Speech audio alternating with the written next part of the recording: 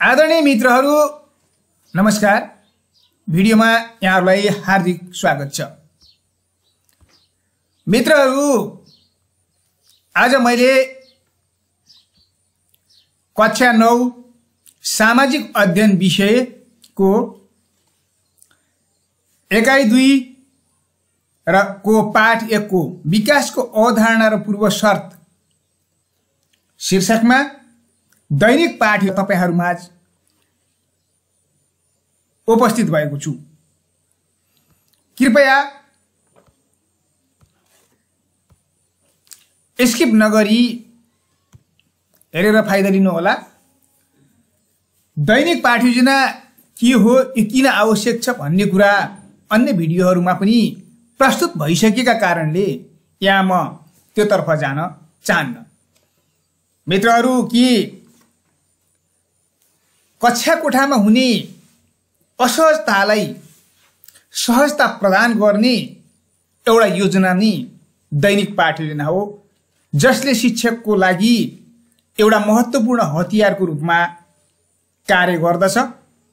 शिक्षकले शिक्षण सिकाइ क्रियाकलापको क्रममा कुन शिक्षण विधि प्रयोग गर्ने, के कस्ता शैक्षिक सामग्रीहरू प्रयोग गर्ने, विषयवस्तुलाई विद्यार्थी समक्ष कसरी पुर्याउने, सरल सहज र प्रभावकारी ढंगले बुझ्ने किसिमले विद्यार्थीलाई कसरी विषयवस्तु पुर्याउने वा स्थानान्तरण गर्ने भन्ने कुराको जानकारी दिन्छ। अत हामीले दैनिक पाठ योजना बनाएर शिक्षण गर्दा पूर्ण तयारीका साथ हामी कक्षा कोठामा जान्छौं र विद्यार्थीहरूलाई पनि बुझ्न, बुझाउन र सिकाउन सहज हुन्छ।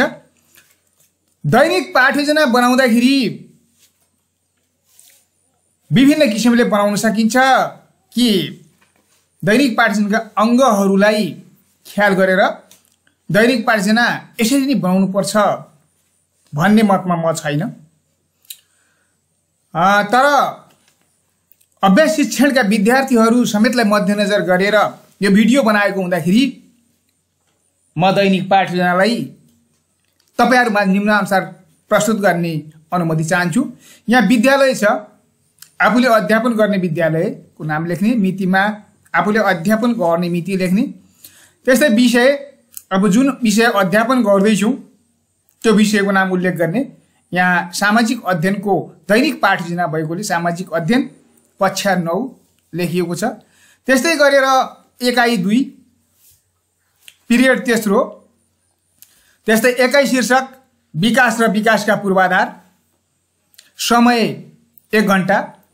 अब यो 1 घण्टा भन्दा बढी वा कम पनि हुन सक्छ। तपाईको विद्यालयमा कति समयको पिरियड छ त्यस अनुसार राख्नु होला।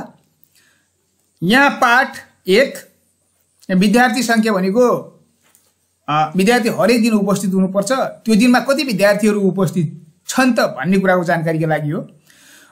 त्यस्तै पाठ शीर्षक विकासको अवधारणा र पूर्व शर्त र शिक्षकको नाममा अध्यापन गर्ने शिक्षकको नाम, र यसमा हामी पाठ्यवस्तु मुद्दा राखेर त्यो दिन जस्तै परिचय, विकासको अवधारणाको परिचय पाठ्यवस्तु हो, यस अनुसार राख्न सक्छु। अब पाठ्यवस्तु राख्दाखेरि हामीलाई के फाइदा हुन्छ भने यसमा फरक फरक शीर्षकहरू हुन सक्छन्, जस्तै परिचय हुन सक्छ, अनि फाइदा, महत्त्व, बेफाइदा, अभ्यास, त्यस्तै परियोजना कार्य हुन सक्छन्। यी सिकाउनुको लागि त्यसलाई हामी पाठ्यवस्तुको रूपमा राख्न सक्छौं। सामान्य प्रक्रियाको रूपमा मैले सामान्य अङ्गको रूपमा अथवा यसलाई चाहिँ द्वितीय अङ्गको रूपमा मैले दिएको छु पाठ योजनाको। र पाठ योजनाको मुख्य अङ्गको रूपमा अथवा पाठ योजनाको एउटा चाहिँ जगको रूपमा म तपाईहरुमाझ यहाँ त्यो अङ्ग अनुसार प्रस्तुत गर्न गइरहेको छु। यहाँ विशिष्ट उद्देश्य छ।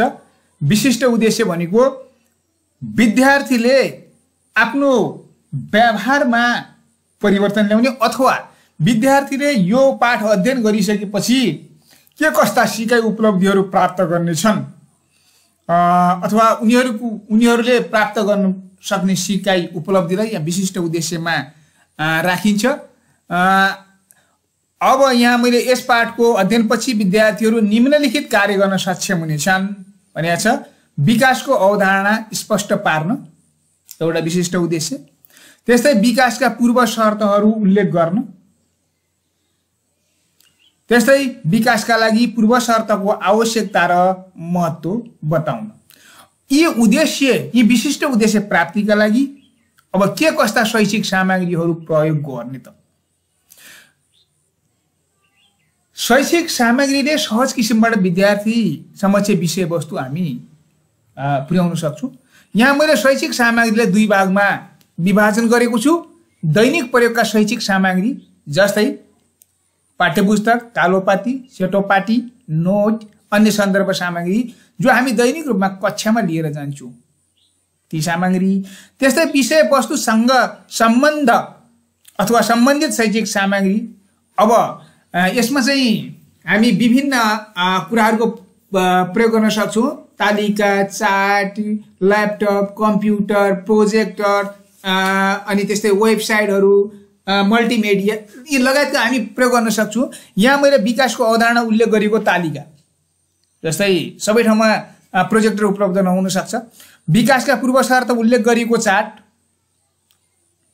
विकासको अवस्था झल्काउने विभिन्न चित्रहरू, सकिन्छ भने भिडियो क्लिपहरू छ भने प्रोजेक्टरको माध्यमबाट हामीले चाहिँ यी कुराहरूलाई विद्यार्थी समक्ष देखाउन सक्छौँ। त्यस्तै ल्यापटप लगायत हामीसँग जे जस्ता सामग्रीहरू उपलब्ध छन् ती हामीले उपयोग गर्नुपर्ने हुन्छ। अब शैक्षिक सामग्री उपयोग गर्दाखेरि हामीले विभिन्न कुराहरूमा ध्यान दिनुपर्ने हुन्छ। जस्तै विद्यार्थीको क्षमता, सबै विद्यार्थी एउटै किसिमका हुँदैन, उच्च क्षमता, मध्यम क्षमता, न्यून क्षमता भएका हुन्छन्। त्यसै आर्थिक अवस्था, शैक्षिक सामग्रीको उपलब्धता यी लगायतका सबै कुराहरू ध्यान दिएर हामीले शैक्षिक सामग्री सङ्कलन र प्रयोग गर्नुपर्ने हुन्छ।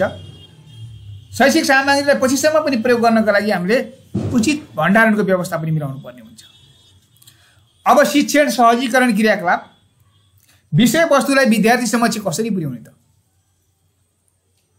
कसरी विद्यार्थीले बुझ्ने गरेर हामीले कक्षा कोठामा सिकाउने अथवा पाठ्यक्रम अनुरूपको पाठ्य पुस्तकमा भएका विषयवस्तुहरूलाई विद्यार्थीले सहज, सरल र प्रभावकारी ढङ्गबाट बुझ्ने किसिमले कसरी प्रस्तुत गर्ने, कुन कुन शिक्षण विधिहरू प्रयोग गर्ने, के कस्ता शैक्षिक सामग्रीहरू प्रयोग गर्ने, हामीले माथि उल्लेख गरेका शैक्षिक सामग्रीहरू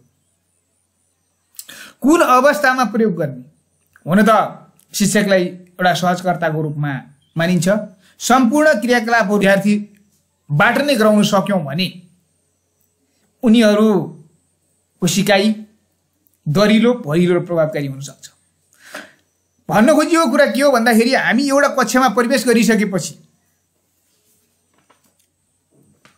त्यो पिरियडभित्र के गर्ने, विद्यार्थीलाई के गराउने, शिक्षकले के गर्ने, सामग्री के प्रयोग गर्ने, कुन विधि प्रयोग गर्ने, यी सबै कुराहरूको योजना भनेको शिक्षण सिकाइ क्रियाकलाप अन्तर्गत राख्नुपर्ने हुन्छ। यहाँ मैले नमुनाको रूपमा प्रस्तुत गरेको छु।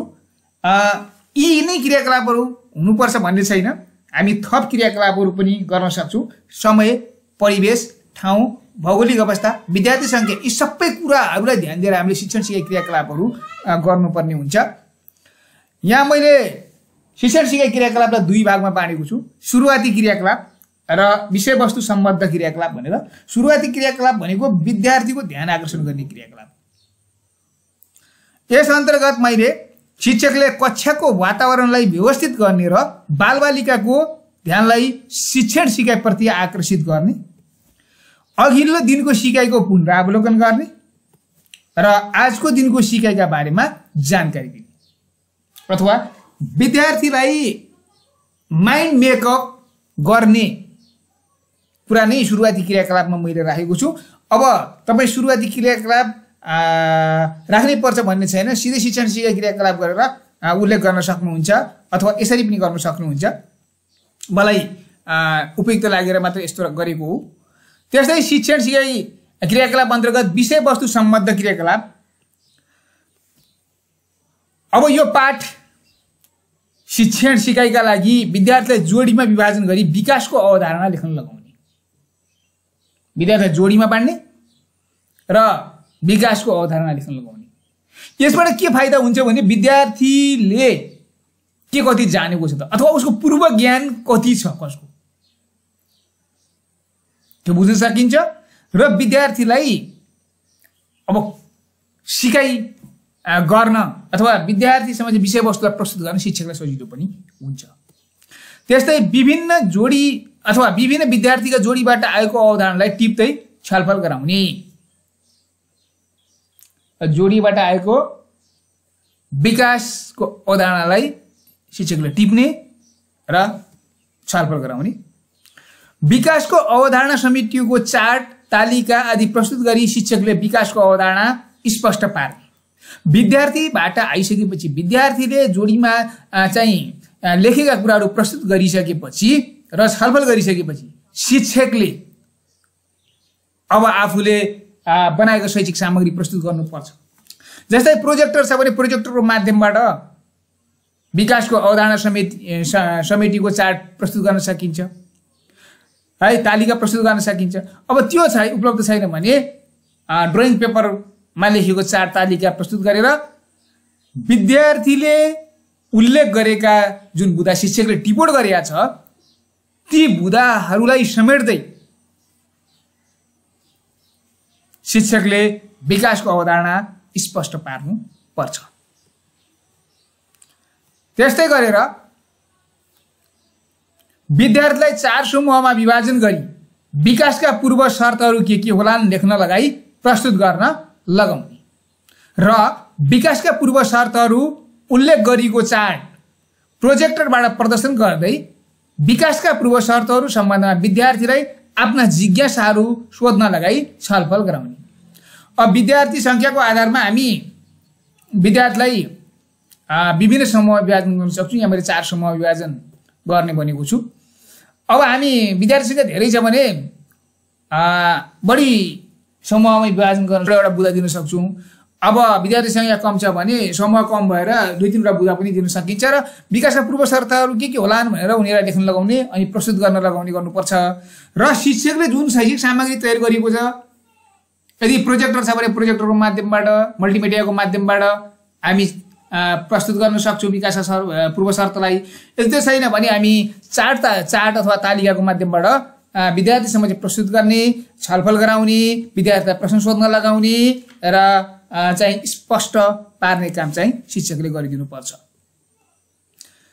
त्यस्तै गरेर दूरदृष्टि, यहाँ दूरदृष्टि भएको छ, दूरदृष्टि, शान्ति, साक्षरता, स्रोत साधन, उद्यमशीलता, जनसहभागिता, सदाचार र प्रविधिलाई यसको पूर्व शर्त भनिएको होला भनी आवश्यकता र विद्यार्थी संख्याको आधारमा समूहमा फरक विषयवस्तुमा आधारित भई छलफल गर्न लगाई निष्कर्ष प्रस्तुत गर्न लगाउने। अब विकासका पूर्व शर्त दूरदृष्टि, शान्ति, साक्षरता, स्रोत साधन, उद्यमशीलता, जनसहभागिता, सदाचार, प्रविधि अहिले किन पूर्व शर्त भनिएको होला? विद्यार्थीहरू बीच समूह विभाजन गर्ने। समूह विभाजन हामी संख्याको आधारमा विद्यार्थी संख्याको आधारमा र आवश्यकताको आधारमा गर्न सक्छौँ र बढी विद्यार्थी छन् भने एउटा शीर्षक दिन सक्छौँ, कम विद्यार्थी छन् भने 2टा शीर्षक दिएर पनि अब यसलाई किन पूर्व शर्त भनिएको होला भन्ने विषयमा छलफल गर्न लगाउने र छलफलकै आधारमा शिक्षकले टिप्पण गर्ने। टिप्पण गरिसकेपछि अनि पुनः शिक्षकले स्पष्ट गर्ने, उनीहरूलाई चाहिँ प्रश्न पारिदिने काम चाहिँ गर्नुपर्छ। त्यस्तै तालिका, चार्ट वा प्रोजेक्टर मार्फत विकासका विभिन्न पूर्व शर्तको महत्त्व र आवश्यकता बारेमा छलफल गर्दै स्पष्ट पार्ने। अब शिक्षकले तालिका, चार्ट प्रस्तुत गर्ने किन आवश्यकता छ त, किन महत्त्व छ विकासका पूर्व शर्तहरूको, विद्यार्थीले भनेका बुदाहरू कति सही छन् वा कति छैनन् त्यो पनि विद्यार्थीलाई करेक्सन गर्न लगाउनु, मूल्याङ्कन गर्न लगाउनु पर्छ शिक्षकले प्रस्तुत गरेर। र विकासका पूर्व शर्तको आवश्यकता र महत्त्व यही हो छ भनेर त्यो चार्ट प्रस्तुत गरिसकेपछि विद्यार्थीसँग छलफल गर्ने, अन्तर्क्रिया गर्ने, प्रश्न सोध्न लगाउने र विकासका पूर्व शर्तको महत्त्व र आवश्यकता पनि स्पष्ट पार्ने प्रयास गर्नुपर्छ। यति गरिसकेपछि अर्को महत्त्वपूर्ण अङ्ग भनेको पाठ्यक्रमको मूल्याङ्कन हो। पाठ्यक्रमले राखेका उद्देश्यहरू अथवा हामीले तय गरेका विशिष्ट उद्देश्यहरू पुरा भयो वा भएन भन्ने कुराको लेखाजोखा मूल्याङ्कनबाट गरिन्छ। यदि विद्यार्थीले हामीले राखेका उद्देश्य अनुरूपको उपलब्धि प्राप्त गर्न सक्यो भने हाम्रो शिक्षण सिकाइ क्रिया सफल भएको मानिन्छ। यो मूल्याङ्कनबाट गर्छौँ हामी। यहाँ मैले उल्लेख गरेको छु, विकासको अवधारणा प्रष्ट पार्ने गरी विकासको परिचय दिनुहोस्, विकासको परिचय दिनुहोस् भनेर पनि भन्न सक्छौँ, अथवा विकासको अवधारणा दिनुहोस् है। त्यस्तै विकासका कुनै 4 पूर्व शर्तहरूको सूची बनाउनुहोस्, सूची बताउनुहोस्, 5 शर्तहरूको, 3 शर्तहरूको।